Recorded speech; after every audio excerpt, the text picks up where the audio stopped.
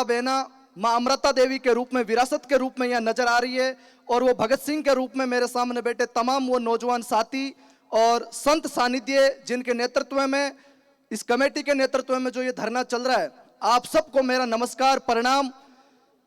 पिछले 7 दिन से आप सब लोग अपने जमीन, अपने पर्यावरण, अपनी प्रकृति और अपनी खेजड़ी को बचाने के लिए लड़ाई लड़ रहे हो।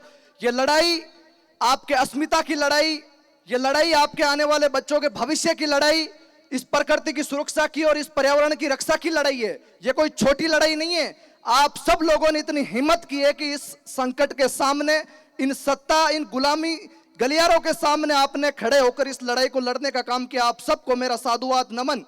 हम लोग आपके छोटे बेटे हैं, आपके छोटे भाई हैं, इतने तो हम मजबूत नहीं है, सक्षम नहीं है, लेकिन जब भी, जिस भी समय आपको जरूरत पड़े, किसी भी समय आपकी जल, जंगल और जमीन को बचाने के लिए अगर हमारा शरीर अगर काम नहीं आए तो हमें मरना मिटना मंजूर है। क्योंकि 1730 का वो समय, जिस समय उस गुलामी महाराजाओं ने पेड़ काटने का काम किया, उस समय वो एक नारी नहीं, उस समय की वो 59 नारियों के साथ 363 लोगों ने जब 18वीं सदी में बलिदान दिया, तो आज की इस 21वीं सदी में हम सब लोग पढ़े लिखे लोग हैं, हम सब लोग सक्षम लोग हैं, और फिर भी अगर हम लोग आंख मूंद के बैठे तो आने वाली पीढ़ियां सवाल करेगी कि उस समय आप लोग चुप क्यों बैठे थे, उस समय आप लोग क्यों खड़े नहीं हुए थे। क्योंकि सत्ता में बैठे लोगों का हमेशा काम होता है कि बंद कमरों में बैठ के ये तय करना कि किसका घर बचेगा, किसका पेड़ कटेगा, किसकी जमीन बचेगी। उन लोगों को हम कह देना चाहते हैं कि हम इतने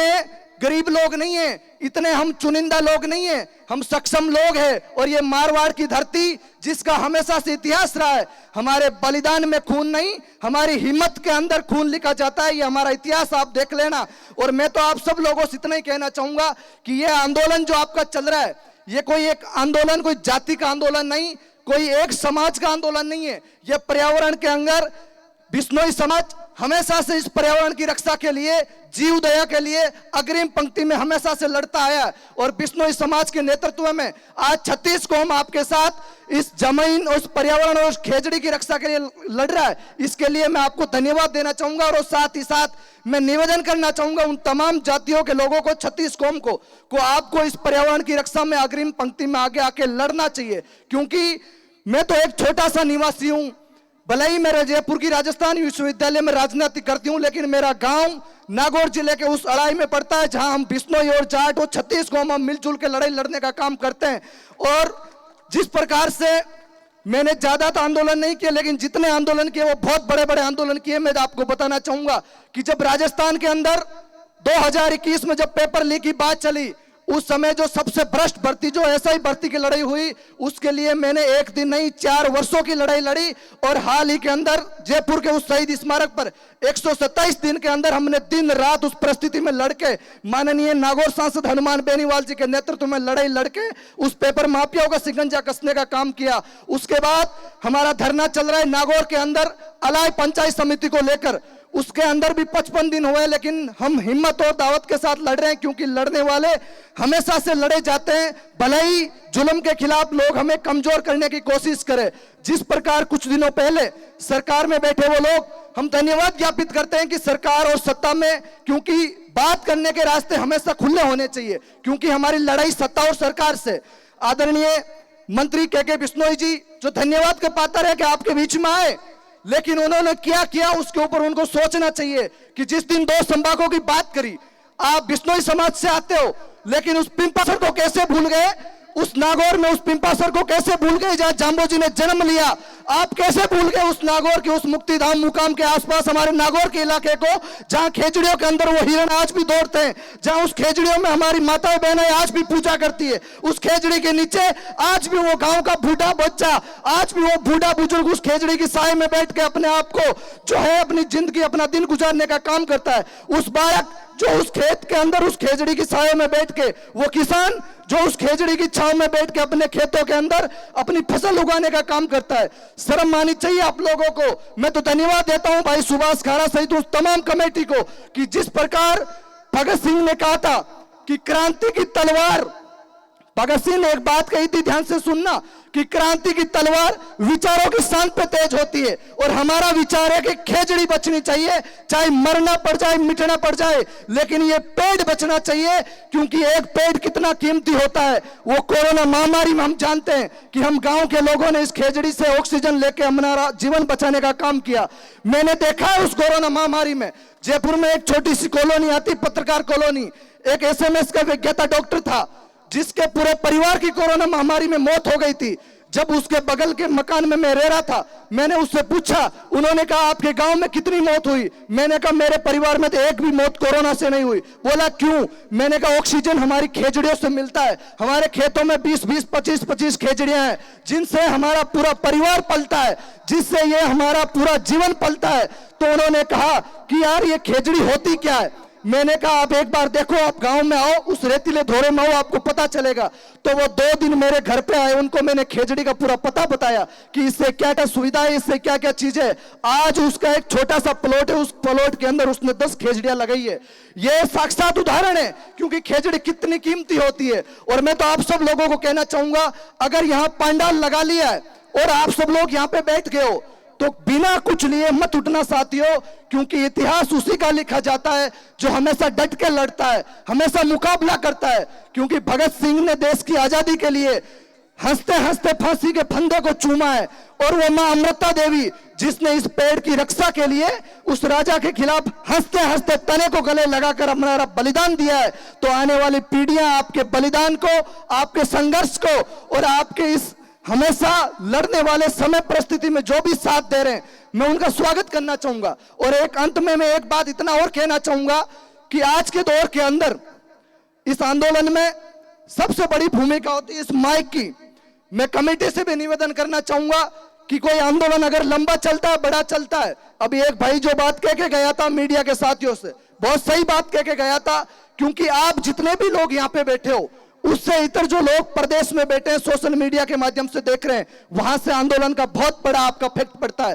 तो माइक की आपकी जो गरिमा है, उसको मैं कमेटी को कहूंगा ध्यान में रखिए कि किसको माइक दे रहे हो, कौन क्या बोल रहा है, क्या नहीं बोल रहा है। क्योंकि ये लड़ाई आज कोई एक संगठन या एक समाज की लड़ाई नहीं है, ये पर्यावरण को बचाने की लड़ाई है, प्रकृति को बचाने की लड़ाई है। और खेजड़ी ये नहीं देखती है कि कौन जाट है, कौन बिश्नोई है, कौन राजपूत है। खेजड़ी हर किसी के खेत में होती है, हर किसी के काम होती है। और मैं तो एक जाट हूं, और आप भी बिश्नोई और जाट, हम एक ही डाल के पंछी आज से 500 साल पहले थे। तो हमारे खून में जो आज भी डीएनए हमारा एक है, और वही डीएनए, वही खून हमें यहाँ खींच के लेके आता है कि आज हमारे बिश्नोई भाई, जिसका पर्यावरण के प्रति हमेशा से उनका नियम रहा है 29 नियमों में, आज अगर वो धर्म बचाने के लिए, प्रकृति बचाने के लिए लड़ रहे हैं, तो हमें भी उनके साथ मजबूती के साथ लड़ना चाहिए। ना जाति देखनी, ना धर्म देखना, बस पर्यावरण को देखना है कि इस प्रकृति को बचाने के लिए, खेजड़ी को बचाने के लिए हमें लड़ना है। आज 2 संभागों की बात करने के बाद में भी जो समाचार आ रहे हैं हमेशा सोशल मीडिया के माध्यम से, उन्हीं संभागों में खेजड़ी काटी जा रही है। साहब फायदा क्या हुआ? ये तो धन्यवाद है आप लोगों को कि आप अभी भी पांडा लगा के बैठे हो, यहां से गए नहीं, वरना उस दिन के बाद में कोई नहीं पूछता आपको। ये खेजड़ी ऐसे ही करती जाती। किसको समय है आजकल आंदोलन और लड़ाई करने का, लेकिन आप धन्यवाद के पात्र हो। इसलिए मैं आप सब लोगों से कहना चाहूंगा कि जब भी आपको जरूरत पड़े, हम हमेशा तैयार है।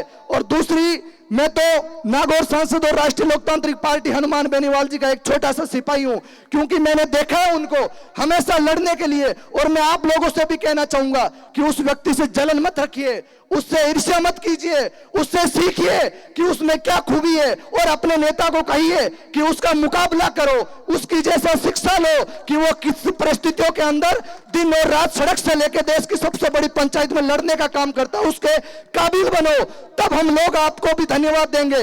और मैं आप सब साथियों से भी कहना चाहूंगा कि आप सब भी हनुमान बेनीवाल जी से प्रेरणा लेके लड़िए, क्योंकि ये पर्यावरण बचाने की लड़ाई है। अगर वो आपके काम आ सके तो उनको बुलाइए और इस संघर्ष के अंदर आपकी जीत हासिल कीजिए। क्योंकि अगर आपके नेता काम नहीं आ सकते, तो हनुमान बेनीवाल जी ये नहीं देखते कि कौन सी जाति लड़ाई लड़ रही है, वो ये देखता है कि दुख और दर्द में कौन खड़ा है। और मैं उसके साथ चाहूंगा, क्योंकि हम पर्यावरण से वाकिफ है। आपका और हमारा डीएनए एक है, इसको समझिए। है, इसको बचाना हमें बहुत जरूरी है, क्योंकि पर्यावरण नहीं बचाओगे, जीवन नहीं बचेगा। आने वाली पीढ़ियां आपको 1000 बार सवाल करेगी कि उस समय चुप क्यों बैठे थे, उस समय बंद कमरों में क्यों बैठे थे। इसलिए मैं धन्यवाद देना चाहूंगा आप लोगों को कि आप लड़ रहे हो। और अंत में इतना ही कहना चाहूंगा, जब भी हमारी जरूरत पड़े आप हमें कभी भी याद करना। आपके नजदीकी सेक्टर से ही हम आते हैं, हम भले ही उस धरने में बैठे हो, लेकिन जिस दिन भी आपको जरूरत पड़े हम आपके लिए हमेशा से तैयार है। चाहे मरने मिटने की भी बात आए तो आपको पीछे नहीं हटना है, लेकिन अगर बागडोर हाथ में ली है तो इसको अंतिम मंजिल तक पहुंचाने का काम आपको करना है। और जो मैंने बात कही माई की गरिमा का, इसका आपको विशेष ध्यान रखना है। आप लोगों को मैं आपके संघर्ष को बहुत बहुत धन्यवाद दूंगा, और एक विशेष धन्यवाद मैं नारी शक्ति को दूंगा कि जितना पिछले 7 दिन में मैंने सोशल मीडिया के माध्यम से देखा है, वास्तव में मैं आज की यहाँ की एक एक बहन, एक एक माता अमृता देवी के रूप में नजर आ रही है कि इतनी काबिल और इतनी सक्षम इस बिश्नोई समाज की महिलाएं अगर है तो हमें एक काबिल होता है कि हमारे डीएनए की बहनें, हमारी माताएं बहनें आज अमृता देवी के रूप में यहाँ पे बैठी है।